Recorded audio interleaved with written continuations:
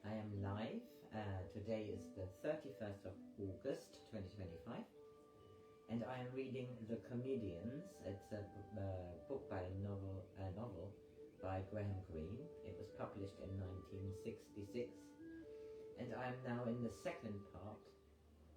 This is about a journey to Port-au-Prince, Haiti, and they have now arrived, the three comedians, as Mr. Brown calls them. He tells the story.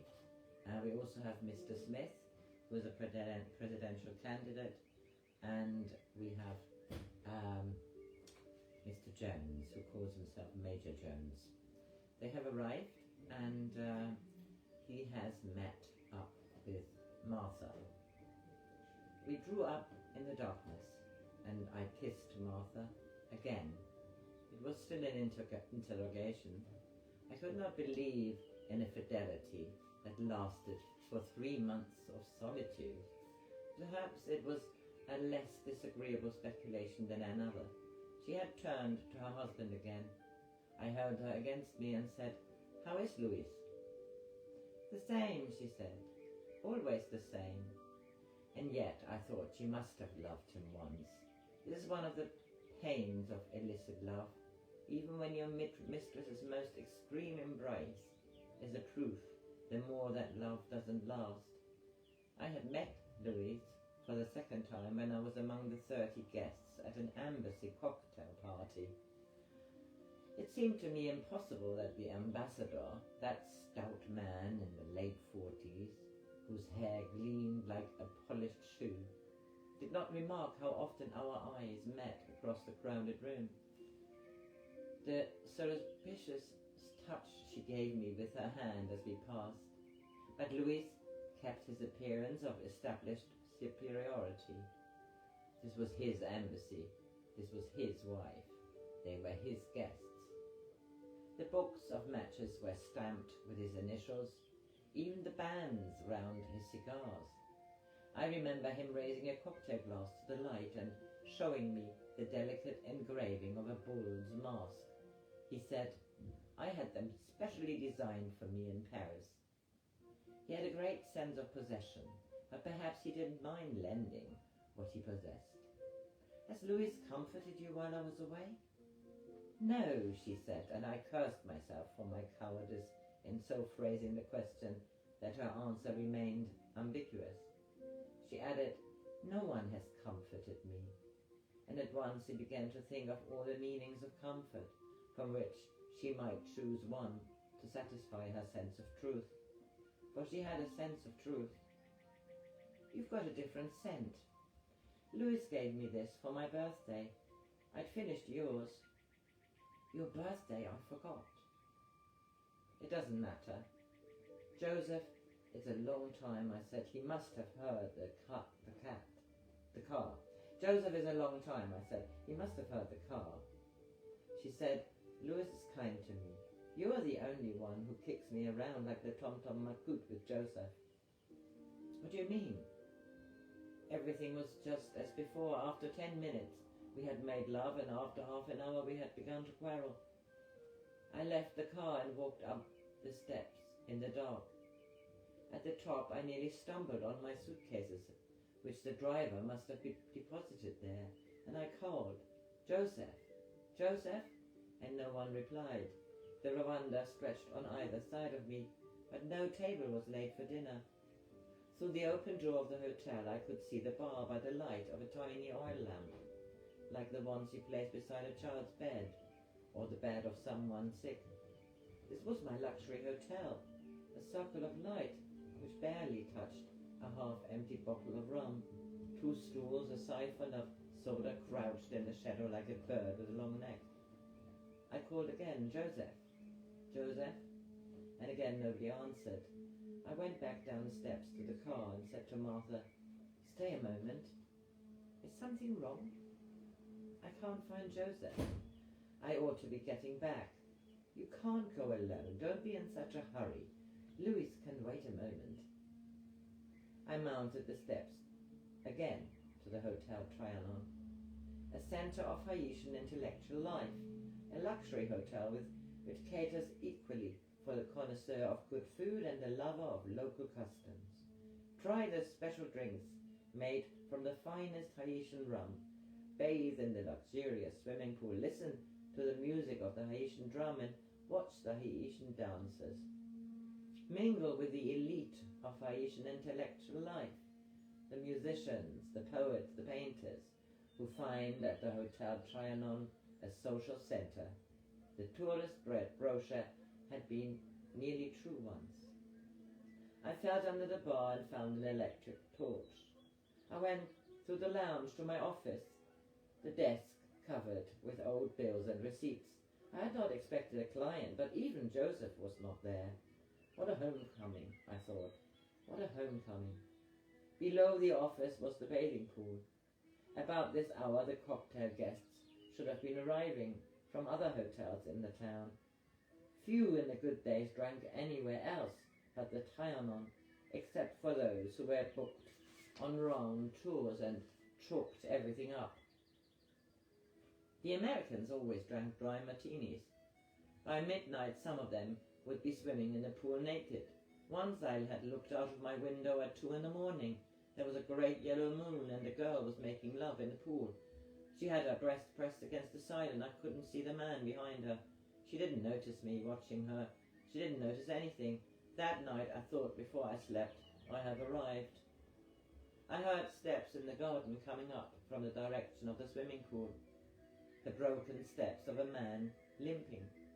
Joseph had always limped since his encounter with the Tonton Macoute. I was about to go out onto the veranda to meet him when I looked again at my desk. There was something missing. All the bills were there which had accumulated in my absence, but where was the small brass paperweight shaped like a coffin marked with the letters R.I.P. that I bought for myself one Christmas in Miami? It had no value. It had cost me $2.75, but it was mine and it amused me, and it was no longer there. Why should things change in our absence? Even Martha had changed her scent. The most unstable life is less one likes the small details to alter. I went out to the veranda to meet Joseph. I could see his light as it corkscrewed along the curving path from the pool. "Is it you, Monsieur Brown?" he called up nervously. "Of course it's me. Why weren't you here when I arrived? Why have you left my suitcases?" He stood below me looking up with a sick expression on his black face. "Madame Pineda gave me a lift. I want you to drive back with her into the town. You can return on the bus. Is the gardener here?" He go away. "The cook?" He go away. "My paperweight. What happened to my paperweight?" He looked at me as though he didn't understand. "Have there been no guests at all since I left?" "No, monsieur, only what?" "4 nights ago, Dr. Philippot, he come here. He say, tell nobody." "What did he want?" "I tell him he no stay here. I tell him the Tonton Macoute look for him here." "What did he do?" "He stay all the same. Then the cook go away and the gardener go away. They say they come back when he go." "He very sick man. That's why he stay." I say, "Go to the mountain." But he say, "No walk, no walk. His feet, they swell bad." I tell him to go before you come back. "It's a hell of a mess for me to come back to," I said. "I'll talk to him. Which room is he in?" When I hear the car, I call to him. "Tontons, get out quick. He very tired. He not want to go." I say, "I be old man." I told him, "Monsieur Brown, he ruined if they find you here alone. All same for you," I say, "if Tontons find you in the road. But Monsieur Brown, he ruined if they catch you here." I tell him I go and talk to them. He go out then, pick quick. But it was only that stupid taxi man with the luggage, so I run, tell him. "What are we going to do with him, Joseph?" Dr. Philippot was not a bad man as government officials go.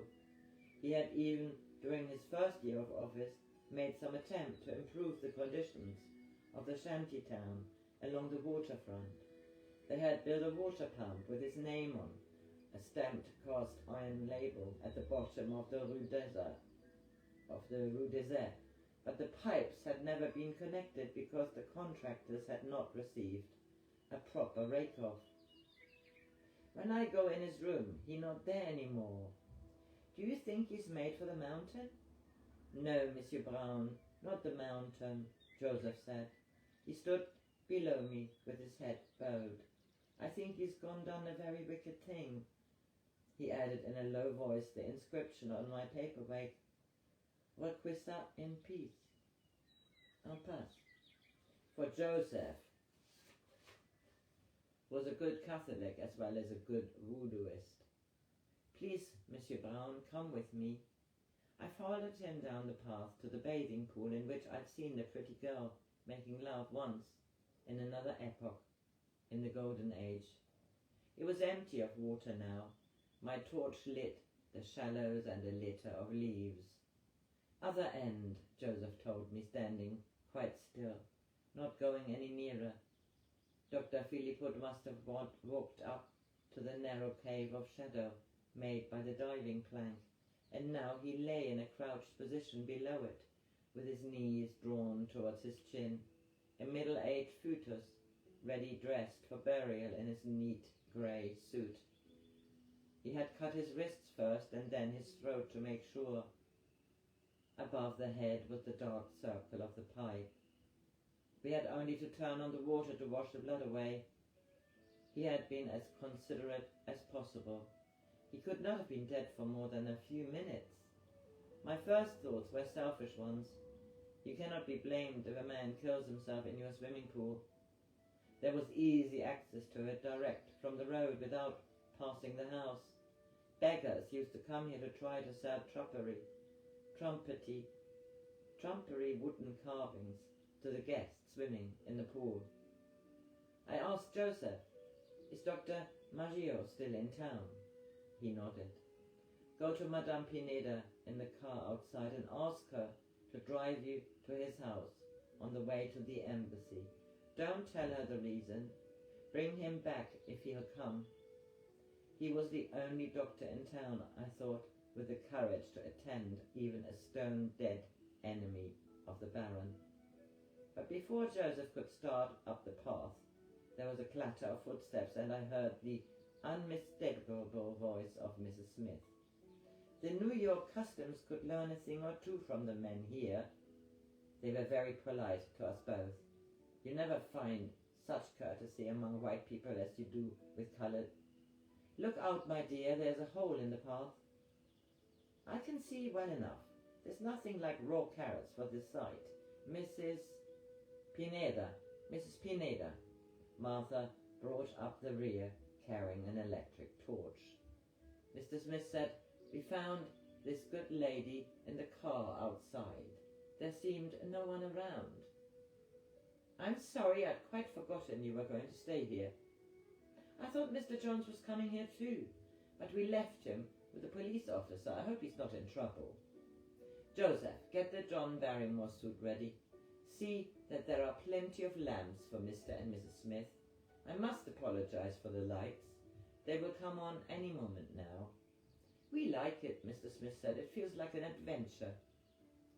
If a spirit hovers, as some might believe, for an hour or two over the cadaver it has abandoned, what banalities it is doomed to hear, while it waits in a despairing hope that some serious thought will be uttered, some expression which will lend dignity to the life.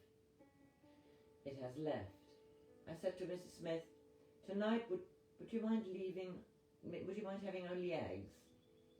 Tomorrow I'll have everything organized to suit you. Unfortunately, the cook went off yesterday.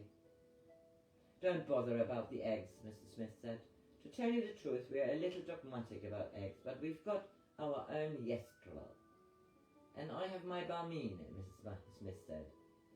Just a little hot water, Mr. Smith said. Mrs. Smith and I are very mobile. You don't have to worry about us. You've got a fine bathing pool here. To show them the extent of the pool, Martha began to move the ray of her lamp towards the driving board and the deep end. I took it quickly from her and turned it up towards the fretted tower and the balcony, which leaned over the palms. A light already glowed up there, where Joseph was preparing the room. "There's your suite," I said. "The John Barrymore suite. You can see all over Port-au-Prince from there. The harbour, the palace, the cathedral." "Did John Barrymore really stay here?" Mr. Smith asked. "In that room? It was before my time, but I can show you his liquor bill." "A great talent ruined," he remarked sadly. I couldn't forget that presently the light rationing would be over and the lamps would go on all over Port-au-Prince. Sometimes the light was out for close on 3 hours, sometimes for less than 1. There was no certainty. I had told Joseph that during my absence business was to be as usual, for who could tell whether a couple of journalists might not stop for a few days to write a report on what they would undoubtedly call the Nightmare Republic. Perhaps for Joseph, business as usual meant lights as usual in the palm trees, lights around the pool. I didn't want the presidential candidate to see a corpse coiled up under the diving board, not on his first night. It was not my idea of hospitality. And hadn't he said something about a letter of introduction he carried to the Secretary for Social Welfare? Joseph appeared at the head of the path. I told him to show the Smiths to their room and afterwards to drive downtown with Mrs. Pineda. "Our luggage is on the veranda," Mrs. Smith said. "You'll find it in your room by now. It won't stay dark much longer, I promise. You must excuse us. We are a very poor country." "When I think of all that waste on Broadway," Mrs. Smith said, and to my relief they began to mount the path, Joseph lighting the way. I stayed at the shallow end of the pool, but now that my eyes were accustomed to the dark, I thought I could detect the body like a hump of earth. Martha said, "Is something wrong?" and flashed her light up towards my face. "I haven't had time to see yet. Lend me that torch for a moment. What was keeping you down here?" I let the torch play on the palm trees well away from the pool as though I were inspecting the light installations. "Talking to Joseph. Let's go up now, shall we? And run into the Smiths? I'd rather stay here. It's funny to think I've never been here before, in your home. Now, we've always been very prudent. You haven't asked after Angel." "I'm sorry. Angel was her son, the unbearable child who helped to keep us apart. He was too fat for his age. He had his father's eyes like brown buttons. He sucked bonbons. He noticed things. And he made claims all the time on his mother's exclusive attention. He seemed to draw the tenderness out of our relationship as he drew the liquid center from a sweet with a long sucking breath. He was the subject of half our conversations. I must go now. I promised Angel to read to him. I can't see you tonight. Angel wants to go to the cinema. My darling, I'm so tired this evening. Angel had 6 friends to tea. How is Angel? He was quite ill while you were away, with a grippe. But he's quite better now? Oh yes, he's better. Let's go. Louise doesn't expect me as early as this. Nor Angel. I'm here. We might as well be hanged for a sheep. I looked at the dial of my watch. It was nearly 8:30. I said, "The Smiths, they are busy with their luggage. What's worrying you, darling?" I said feebly, "I've lost the paperweight." "A very precious paperweight?" "No, but the paperweight's gone. What else has gone?" Suddenly all around us the lights flashed on. I took her arm and wrenched her around and moved her up the path. Mr. Smith came out on his balcony and called to us. "Do you think Mrs. Smith could have another blanket on the bed, just in case it turned chilly?" "I'll have one sent up, but it won't turn chilly. It certainly is a fine view from up here. I'll turn out the lights in the garden and then you'll see better." The controlling switch was in my office and we had almost reached it when Mr. Smith's voice came again. "Mr. Brown, there's someone asleep in your pool." I expect it's a beggar. Mrs. Smith must have joined him, for it was her voice I heard now. Where, dear? Down there. The poor man, I've got mind to take him down some money. I was tempted to call out, take him your letter of introduction, it's the Secretary for Social Welfare. I wouldn't do that, dear, you'll only wake the poor fella up. It's a funny place to choose. I expect it's for the sake of the coolness.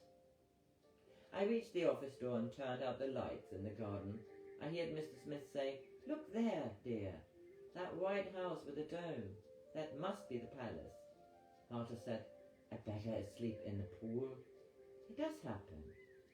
I never noticed him. What are you looking for? My paperweight. Why should anyone take my paperweight? What did it look like? A little coffin with R.I.P. stamped on it. I used it for non-urgent mail. She laughed and held me still and kissed me. I responded as well as I could, but the corpse in the pool seemed to turn our preoccupations into comedy. The corpse of Dr. Philippot belonged to a more tragic theme. We were only a subplot, affording a little relief. I heard Joseph move in the bar and called to him, what are you doing? Apparently Mrs. Smith had explained their needs to him. 2 cups, 2 spoons, a bottle of hot water and a blanket, I said. And then get moving to the town. When shall I see you again? Martha asked. The same place, the same time. Nothing has changed, has it? She asked me with anxiety. No, nothing. But my tone had an edge to it, which she noticed. I'm sorry, but all the same, you've come back. When at last she drove away with Joseph, I went back to the pool and sat on its edge in the dark. I was afraid the Smiths might come downstairs and make conversation, but I had been waiting only a few minutes by the pool when I saw the lights go out in the Barrymore suite. They must have taken the Yestrel and the Balmine, and they had now lain down to their untroubled sleep. Last night the festivities had kept them up late, and it had been a long day. I wondered what had happened to Jones. He had expressed his intention of staying in the town on. I thought too of Mr. Fernandez and his mysterious tears. Anything rather than think of the Secretary for Social Welfare coiled up under the diving board. Far up in the mountains beyond Kenskov, a drum beat, marking the spot of a voodoo tunnel. It was not often one heard the drums now under Papa Doc's rule. Something padded through the dark, and when I turned on my torch, I saw a thin staffed dog poised by the diving board. It looked at me with dripping eyes and wagged a hopeless tail, as though it were asking my permission to jump down and lick the blood. I shooed it away. A few years ago I had employed 3 gardeners, 2 cooks, Joseph, an extra barman, 4 boys, 2 girls, a chauffeur, and in the season, it was not yet the end of the season, I would have taken on extra help. Tonight by the pool there would have been a cabaret, and in the intervals of the music I would have heard the perpetual murmur of the distant streets, like a busy hive. Now, even though the curfew had been lifted, there was not a sound, and without a moon, not even a dog barked. It was as though my success had gone out of earshot too. I had not known it for very long, but I could hardly complain. There were 2 guests in the Hotel Trianon. I had found my mistress again, and unlike Monsieur le Ministère, I was still alive. I settled myself as comfortably as I could on the edge of the pool and began my long wait for Dr. Maggio. So this is the end of the 2nd chapter. Chapter 3 another time.